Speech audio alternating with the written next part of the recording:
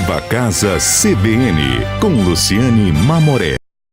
Hoje, 6 de abril, primeiro sábado de abril, segundo bimestre de 2019.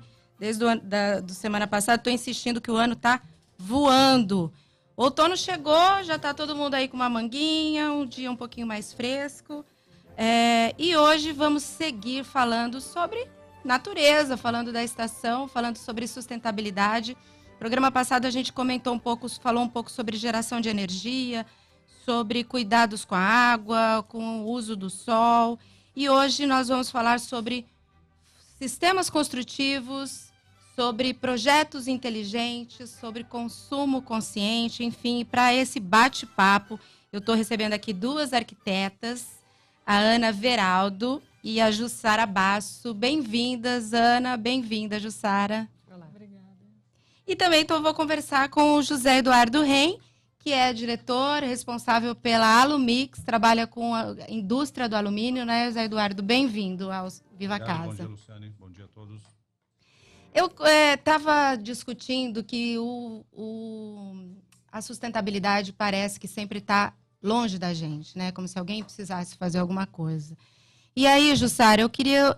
você trabalha, arquiteta, muito também com urbanismo, com olhar macro da cidade, no Cidade Ambiente, que é a empresa que você está à frente com esses projetos responsáveis.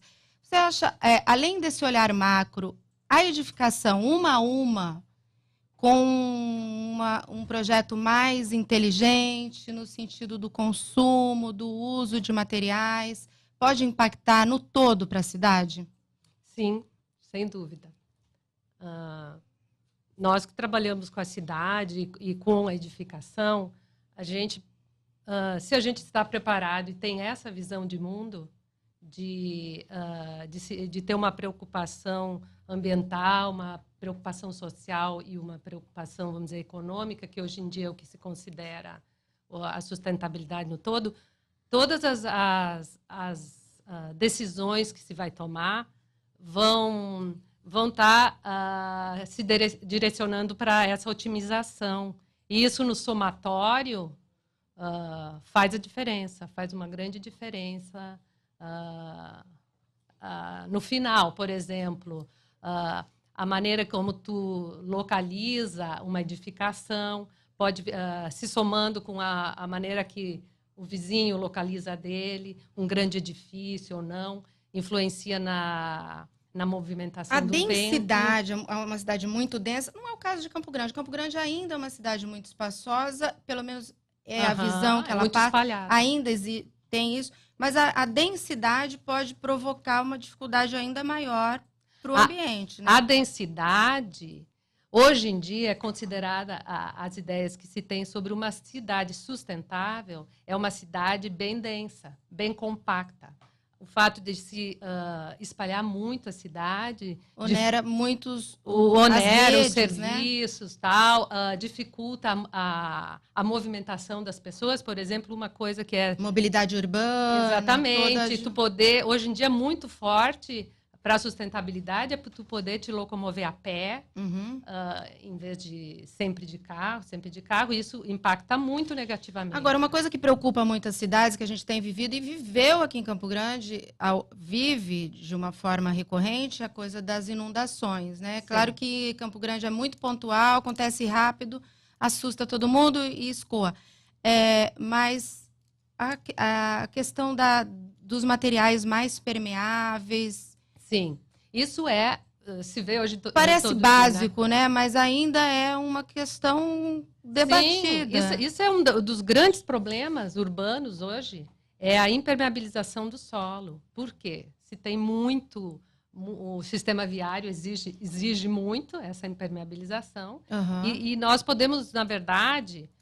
o fato de ser compacta, facilitaria. Agora, tu trabalhar na permeabilização do solo, além de materiais permeáveis, sim, sempre que possível deixar lugares sem nenhuma pavimentação. Então, abrir canteiros, abrir jardins, por exemplo, estacionamentos poderiam ser mais sempre permeáveis, permeáveis.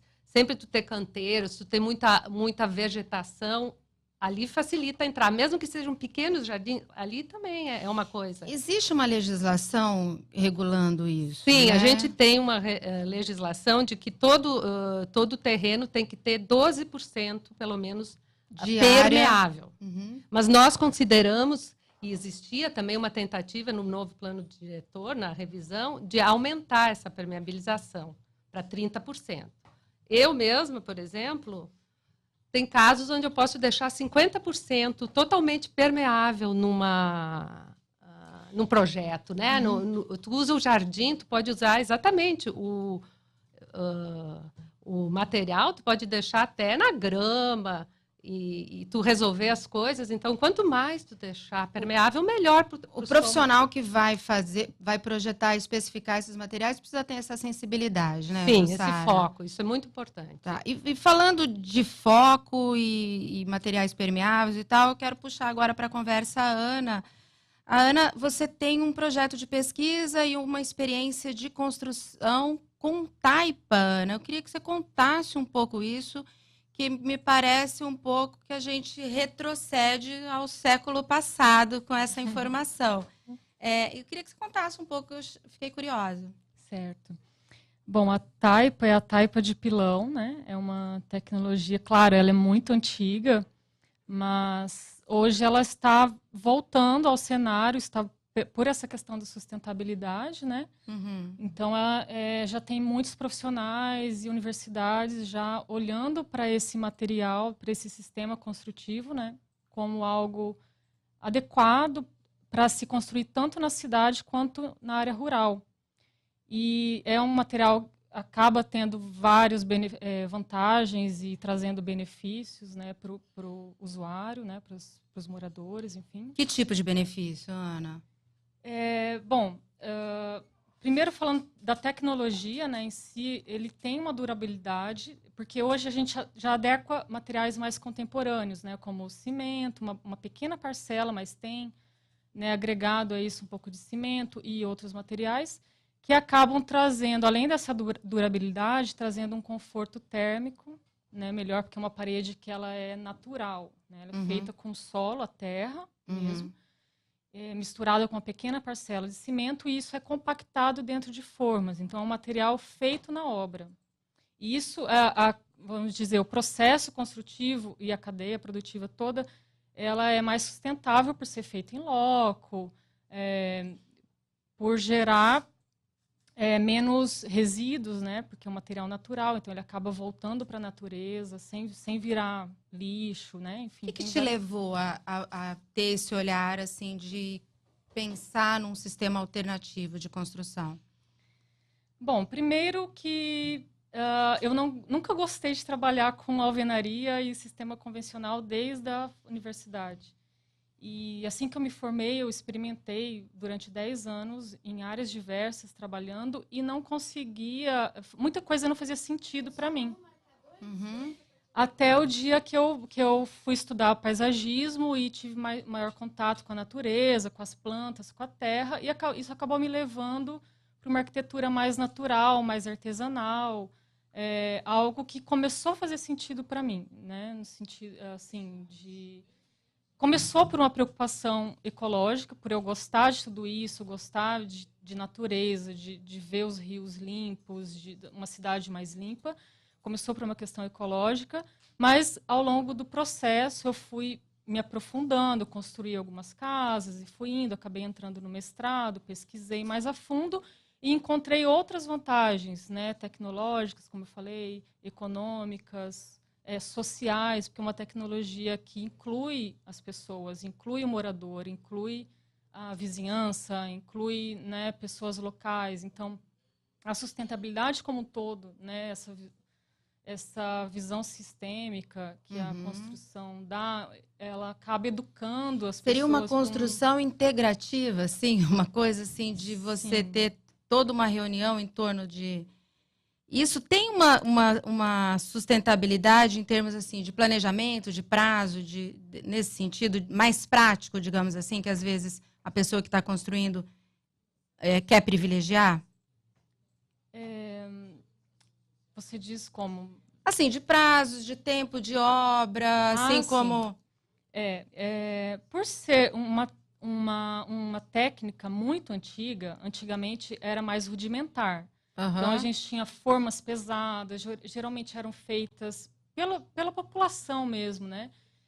Hoje já não. Hoje Então, a gente evoluiu esse sistema também para conseguir essa praticidade. Isso, a gente tem equipamentos, máquinas. Então, a gente tem um compactador pneumático. Tá bom. Peraí, a gente vai voltar, eu vou ter que fazer um intervalo. Vamos para o repórter. Estamos voltando, Viva Casa CBN, falando sobre sustentabilidade. A gente tem falado bastante nesse assunto que nos interessa muito.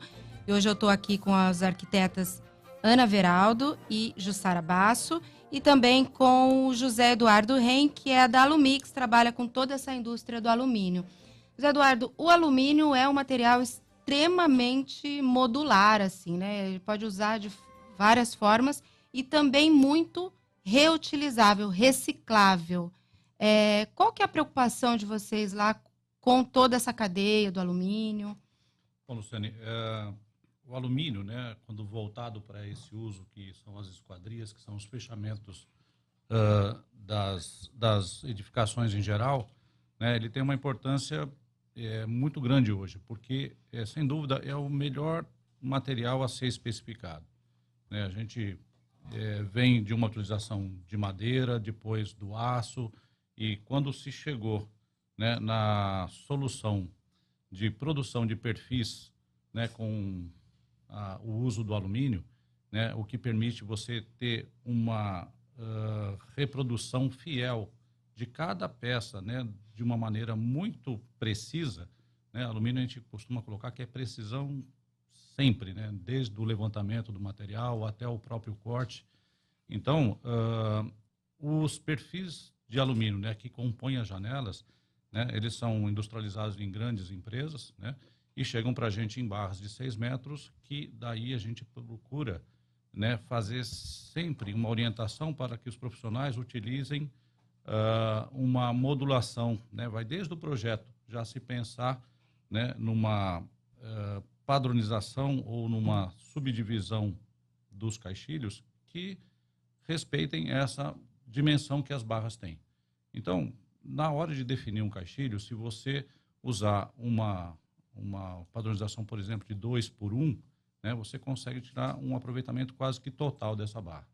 Né? De claro, modo que não tenha muito desperdício, muito retalho. Tá? Você estava comentando também que a serragem, que seria como madeira, o pó, farelo... Então, nesse processo, né, de corte, de preparação, de usinagem, né, por qual os perfis passam, né, ele vai gerar sempre ali alguns resíduos, né, sejam por sobras, né, do material, seja por essa quase que serragem, essa pequena poeira quase que fica no corte do alumínio. Isso tudo tem interesse da indústria de reciclagem. A gente consegue valorizar isso como sucata. É um material totalmente reutilizável. Plenamente reutilizável, né? Se está em quase tudo, né? Assim, Sim, a gente hoje visualiza muito nas esquadrias e tudo, mas a indústria como um todo usa. A indústria de usa embalagem, né? Que a gente conhece, as latinhas de alumínio, que o Brasil é um dos campeões em reciclagem, que é um dos países que conseguiu, em termos de tecnologia, ter a espessura da parede, né, das latinhas de alumínio no Brasil são assim uma das mais finas no mundo. Conseguiu-se chegar a uma tecnologia, né, onde você consegue manter o envasamento, né, com muito pouco peso de embalagem. Né? E mesmo assim, a gente sabe, a gente não encontra latinhas perdidas por aí. Por quê? Todo mundo tem uma grande interesse. Tem um valor agregado isso, em né? reutilizar, né? Sim. Agora o José Eduardo está falando aqui, Jussaro, sobre esquadrias, aberturas e tudo, e aí eu volto ao assunto que você estava comentando no intervalo sobre ventilação cruzada. Então, esse olhar do profissional é importante na hora de construir o projeto. Muito. Num país assim de clima quente como o nosso. Campo Grande, então. Campo Grande. Quanto mais, né? E que tem uma boa ventilação também em Campo Grande, né? Sim. A cidade também espalhada permite que o vento se movimente. Mas quando tu tá pensando um projeto, um ambiente onde se pensa de ter uma ventilação natural, uma iluminação natural. Tu toma decisões de projeto que facilitam muito tu não utilizar, por exemplo, ar-condicionado ou só em último caso. Diminui muito a temperatura, o conforto térmico melhora muito com decisões, por exemplo, de utilizar bastante ventilação cruzada. Tem decisões onde tu coloca a localização das aberturas, o tipo, por exemplo, se tu providencia que aquele ar que vai entrar por aquele lado seja um ar que passa através de vegetação, de árvores, assim, ele já entra como um ar mais fresco. Normalmente, tu não precisa ligar o ar-condicionado para se você dormir, tiver por um exemplo. projeto bem pensado. O que se chama hoje em dia de arquitetura bioclimática. É uma arquitetura pensada a partir do ambiente. Tu leva em conta o clima, né? Que é a temperatura, a radiação solar, a umidade, os ventos e o relevo. Leva em conta tudo isso na hora de tomar as decisões de projeto. E tu tira partido disso para tu depender menos de soluções mecânicas. Agora, Eduardo, quando chega um profissional assim pensando em algo totalmente diferente da rotina, é possível adaptar para atender o projeto desse profissional, assim, adaptar uma janela, adaptar um vão? E o alumínio é estrutural também? Sim, sem dúvida, né? A gente tem soluções para praticamente todas as necessidades que a arquitetura coloca como desafio. Tá? A questão que a gente coloca muito a sério, né, e que a gente tem uma obrigação até por normatização, é a questão não só, né, de ter a questão estética e funcional e também econômica, mas a questão de desempenho que essa esquadria depois vai ter que executar. É justamente a grande dificuldade onde você... É muito bonito você ter uma fachada toda em pele de vidro, mas você normalmente percebe que essas fachadas têm uma reticulação, têm um grid relativamente pequeno. Por quê? De alguma forma, você precisa abrir aquela fachada. E quando fecha, ela tem que realmente vedar perfeitamente novamente. Abrir é muito fácil, né? Tem soluções de dobradiças, de pivôs, alguma coisa nesse sentido. Mas quero ver fechar, né? Segurar o vento, né? Tem, e segurar a água, segurar água, o barulho, e segurar quando a gente fala água vedação, nada segura, né, gente? A água é uma coisa... Ela é forte, né? A preocupação principal, ou primeira, é a da água, mas se você pensar que vedação, você está precisando considerar, né, o clima, né? Você tem um dia como hoje, se você não tiver uma sala ou um ambiente bem vedado, você vai estar... né, sujeito àquilo que está lá fora. Ao ruído, né? Uma esquadria que não tem vedação, ela passa o som com muita facilidade. E o clima, né, está diretamente... É uma das preocupações que a gente tem. E, nesse sentido, não só o alumínio, como o vidro, né, que... E também está crescendo em tecnologia grandemente o vidro, né? O assim, vidro, a gente está qualidade recebendo, térmica. Sim, produtos que têm uma preocupação em reduzir, né, a própria radiação, né, os raios ultravioletas que, de certa forma, vão contribuir para dar uma vida menor a um assoalho, a um mobiliário. Então, os vidros hoje, né, os vidros especiais, já têm coeficientes de sombreamento, de proteção, de retenção solar e, inclusive, de temperatura, né? Quando a gente vê aqueles vidros refletivos, eles estão fazendo um papel estético, mas, ao mesmo tempo, técnico, no sentido de estar refletindo essas, vamos dizer assim, coisas que não seriam favoráveis para estar dentro do ambiente. Né? Agora, isso tudo, Ana, agora quero puxar de novo você para o assunto. Toda essa tecnologia e tudo do alumínio, ela consegue se misturar a essa tecnologia também da taipa de pilão? E aí você estava falando um pouco sobre formas de mecanizadas ou menos mecanizadas na hora de construir. É possível nessa integração misturar tudo com novos... É possível. Inclusive, ele estava falando dos materiais, mas isso é a questão de ser mais térmico, mais acústico, enfim, isso vai para todos os materiais, né?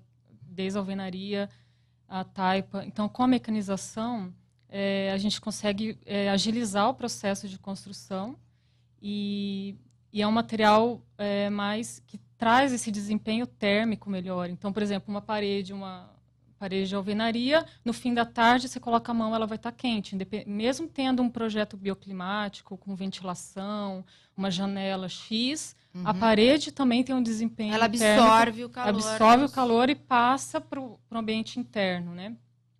E no caso da taipa, esse processo de transferência do calor é mais lento. Então, acaba, às vezes, o calor não chega a entrar. Então, a gente pode trabalhar com espessuras diversas na parede, né? E tem a questão estrutural dela também, que então a gente elimina colunas e vigas, é uma parede que suporta o peso do telhado, então Então faz vãos mais amplos, assim, com ela, sem precisar de pilar, vamos chamar assim? Isso, elas são estruturais, só que o projeto é um projeto especializado. É um projeto diferenciado. Eu não vou projetar com a taipa como se fosse um convencional. Porque a gente trabalha paredes verticais, né? E, claro, que ela agrega outros materiais. Sim, ela trabalha bem com qualquer outro material. Então, assim, como que é a janela dessa parede? Seria uma janela de alumínio? Pode ser uma janela de blindex, pode ser qualquer sim, qualquer com sistema. friso de alumínio, Isso, porque a gente pode trabalhar vãos, os vãos inteiros, né, de aberturas, né? E aí você pode inserir qualquer tipo de esquadria. O pessoal que está nos ouvindo, onde que eles podem buscar mais informações, Ana, assim, de poder visualizar paredes? Eu estava insistindo aqui, em 2015, se não me engano, o arquiteto Roberto Migotto fez um ambiente que o projeto na Casa Cor aquele ano, o tema da Casa Cor aquele ano era brasilidade. Então, ele trouxe o que eu estava falando, que a parede de taipa, de pau a pique, de taipa, tem alguns nomes, eu não sei se são exatamente os mesmos, o mesmo acabamento. E você está falando da taipa à mão e da taipa de pilão, que são diferentes. São diferentes. Existem muitas técnicas. No mundo todo, existem técnicas construtivas com a terra, porque a terra é um material natural em abundância. Iniciou assim, né, a construção, Isso. né? Então, desde antigamente se pisava no barro, né? E fazia aquelas paredes onde você vai jogando o barro sobre uma trama de madeira ou de bambu, que eu acredito que seja esse sistema que o Migotto usou na Casa Cor em 2015. Que é um outro sistema. Hoje em dia já tem substituição dessa madeira por telas metálicas. Então, continua sendo o mesmo sistema, digamos, técnico-construtiva, mas com materiais contemporâneos. Assim como aqui eu trabalho, taipa de pilão, a gente tem formas mais novas, né, modernas. Temos compactadores que funcionam... Que agiliza o processo construtivo. Que agilizam o processo construtivo. E o que agiliza também é ter uma equipe treinada. Então, por exemplo, você perguntou das informações. Eu faço parte de uma rede de profissionais nacional. E também tenho ainda ligação com a universidade. Eu fiz um mestrado lá, tenho parceria com a universidade e com alguns laboratórios. Então, a terra que a gente vai usar, ela é testada. Tudo isso tem um embasamento científico por trás. Só que a gente ainda no Brasil temos deficiência de bibliografia, de norma técnica. A gente ainda está construindo a norma técnica, rascunhos de norma técnica, para os profissionais terem referência. Na internet tem algum endereço assim de imagem? Como que a pessoa poderia procurar para conseguir visualizar isso? Olha, eu tenho um site, por exemplo, em Campo Grande, teria o meu site, que é casadeterra.com.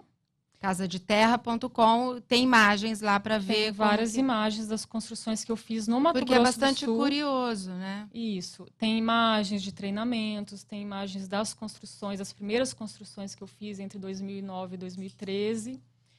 E também em Campo Grande, durante o mestrado, né, eu trabalhei, junto com outras professoras, a Andréia Nagsa, a Ana Paula Milani. Então, a gente trabalhou na construção de um protótipo, que é um protótipo de habitação rural, mas ele foi todo feito em taipa de pilão. E aí a gente usou o sistema mecanizado e estudamos todo o processo e o desempenho disso. Habitação rural me parece extremamente interessante, né? Porque assim, não tem aquela coisa de carregar, de levar, da logística, né? Pode... Os recursos são mais difíceis. Para lugares tudo ali mais na mão, distantes né? da cidade, que, né, é mais sustentável nesse sentido de não ter que trazer, né, o transporte. Às vezes é porque difícil nós temos trazer longas materiais. distâncias, né? Assim, e uma construção feita ali em loco facilita Isso. demais. A sustentabilidade inclui isso, né? Inclui- Tu usar materiais locais. Quanto menos tu transporta, ciclo de vida, mais né? sustentável é. Sim, mais Justamente. perto do Eu- uso, né? Vou É né, tudo relatar assim, uma experiência que a gente vê acontecer em Corumbá, por exemplo, que a areia que eles têm local, apesar de estar na beira do rio e tudo mais, ela não é tão adequada assim para a construção civil. E eles vêm buscar areia em Aquidauana. Vocês Pois vejam é. como é que isso, a questão do material local, né, como é complicado e o que pode gerar em termos de facilitar ou não. Então, já uma parede de taipa lá, que não necessitaria, né, normalmente a areia não é um agregado, né, que compõe a taipa, né? Pode compor Pode também. compor, mas... Se for necessário, né? Por causa Sim. da composição do Então, solo. você tem toda uma, vamos dizer, orientação, né, que facilita a coisa e evita essa dificuldade. Esse vai e que vem de especificamente buscar você e de vai, trazer, né? né? Tá bom. Gente, eu vou precisar fazer um intervalo, a gente volta a falar sobre esse assunto. Estamos falando sobre sustentabilidade e novos sistemas construtivos no Viva Casa hoje. Fica aí, a gente já volta.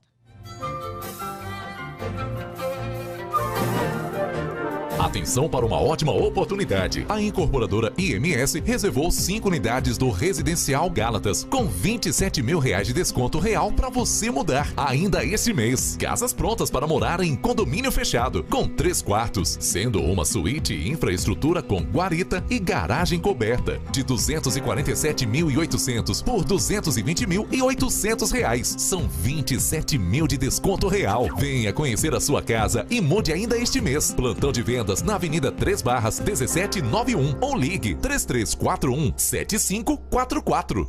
Procurando um bom motivo para saborear uma feijoada? Então, venha para a Feijoada do Novotel. Dispomos de um espaço e bom gosto especial, além do tempero que tem sabor único. Para acompanhar, uma boa música com artistas regionais. Feijoada completa com buffet livre e sobremesas. Todos os sábados a partir de meio-dia, na Avenida Mato Grosso, 5.555, no Carandá Bosque. Informações 2106-5900.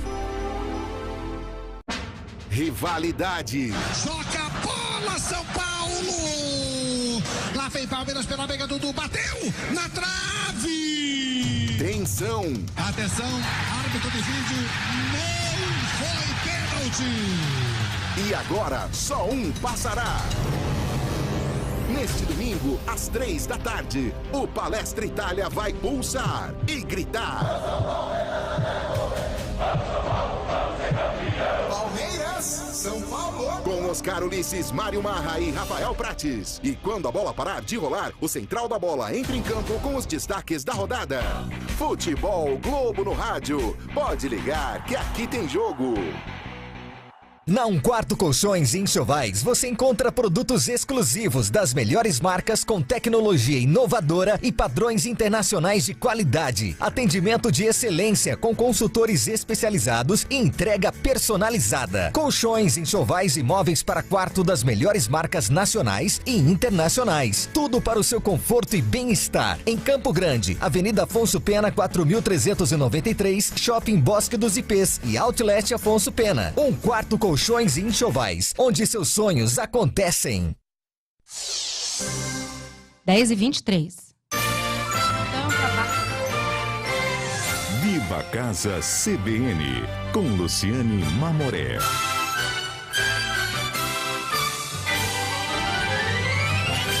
Estamos de volta, Viva Casa CBN, falando sobre sustentabilidade nos sistemas construtivos. É um tema extremamente apaixonante, quando a gente fala de natureza, fala de vida, né?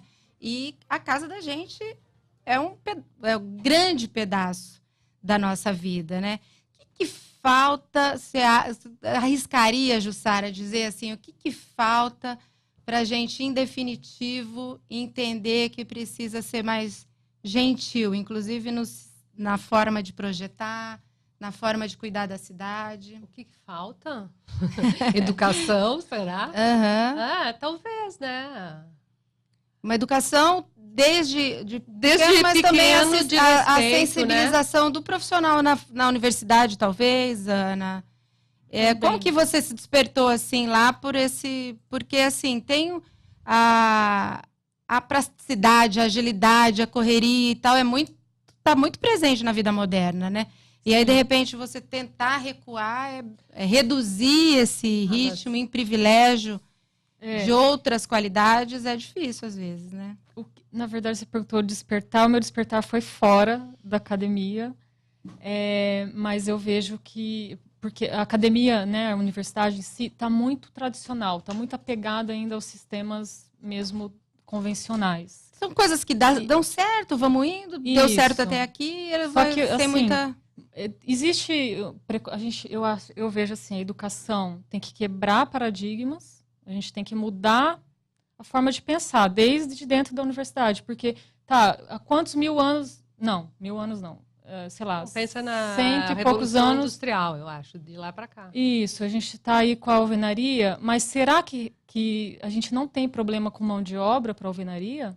Eu vejo milhões de problemas até hoje. Outra coisa que nos provoca, assim, o Brasil está nessa alvenaria muito forte, só alvenaria a gente trabalha, a gente olha assim para os vizinhos americanos aqui, para os Estados Unidos, eles trabalham muito com a construção seca. E aí tem muito alumínio, né? E é muito mais ágil, não é, Eduardo? Sim, essa industrialização dos processos daí, porque as paredes às vezes são todas fabricadas num galpão para depois serem montadas e instaladas, né? E isso, né, gera uma redução no prazo de construção muito grande. Mas o brasileiro parece que não assume isso, porque tem tecnologia, já tem empresas especializadas para fazer, mas a gente falta formação. Assim, o que se vê é que, infelizmente, a questão de custo, né? Não tem o que supere hoje ainda uma parede de tijolo. Mas isso Isso é uma questão que de escala. Né? Custo. A partir do momento, né, que você consegue viabilizar comercialmente. Tivesse mais casas, mais construções, né? Assim, reduziria o custo. O próprio alumínio, ele está muito mais popular hoje, a gente consegue trabalhar, e mesmo você vê, às vezes, em favelas em São Paulo, você olha para aquele conjunto de coisas e você vê várias e várias esquadrias colocadas no meio daquela construção tosca, naquela construção bem simplória. Então, o alumínio, né, nesse sentido aí, está evoluindo muito na participação, né? Você perguntou ali, talvez, qual que seria a solução, né?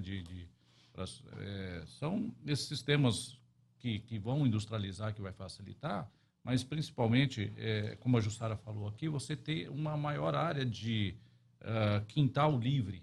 O que é o quintal hoje, praticamente, não faz parte quase que dos projetos, né? É uma coisa secundária que fica relegada lá ao paisagismo para ficar uma coisa bonita. Né? Mas a gente tinha nas nossas casas de infância, pelo menos eu tinha isso, às vezes os terrenos nem tão grandes assim, onde você tinha um pomar. E aquelas árvores grandes criavam um sombreamento, criavam uma facilidade, né, de mudança de temperatura do ambiente local.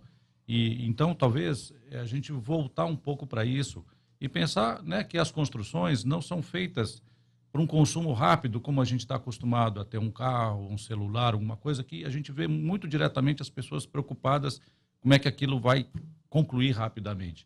Uma residência tem que ser feita para pelo menos 30 anos. Né? Quando você determina o que você vai utilizar, aquilo tem que ter uma durabilidade, né, para que o seu filho reforme aquilo, para que, né, aquilo tenha uma situação. E eu estou falando isso para uma realidade nossa muito simplória, porque às vezes a gente vê, né, casas, né, claro, na Europa, né, que são de séculos atrás e que vão passando de família em família, né? As próprias construções americanas também a gente vê determinadas situações onde os apartamentos... Tem 80, né, 100 anos, né? Às vezes até mais, né? E você daí agrega um elevador, você incorpora tecnologias em construções que têm um tempo de vida bastante, né? Então é dessa... Vou falar uma coisa, porque isso é bacana, mas o quintal, na verdade, está destinado a desaparecer aos poucos, porque tem essa questão da concentração da cidade. Cada vez vão ser menores os quintais. Nós precisamos, na verdade, equilibrar a cidade com espaços abertos públicos, praças, jardins públicos, porque o que é a tendência da cidade? É adensar. Tu vai viver cada vez em espaços menores, sei lá, se forem apartamentos, e isso tu precisa equilibrar a vida urbana tendo espaços onde mais pessoas utilizem, talvez um espaço comum que seja, ou uma praça de bairro, são coisas também que favorecem muito o ambiente social, mas a cidade precisa disso. Isso é um olhar do urbanismo, né? Do urbanista. Né? Porque é muito é bacana, eu acho, mas é um privilégio que cada vez vai ser menor tu ter um baita quintal na casa de um, né? E aí, pegando um gancho, daí que vem os tetos verdes, parede verde, enfim, porque vai compactando, mas a gente tem necessidade de ter esse verde, essa natureza que recicla, é uma infinidade de informações. Então, assim, eu convido, gente, vocês que estão nos ouvindo, a visitar o site aí da Ana, o casadeterra.com, buscar mais informações. Tem muitas formas, sistemas construtivos para a gente evoluir e ampliar, né, as nossas possibilidades. Estamos terminando o Viva Casa. José Eduardo Reim, da Lumix, muito obrigada pela sua participação. Arquiteta Jussara Basso, arquiteta Ana Verardo. Obrigada. Meninas, muito obrigada. Obrigada, Até logo. Ana. Tá bom. Agradecemos. Semana que vem eu volto com mais Viva Casa CBN. Salve! Até lá!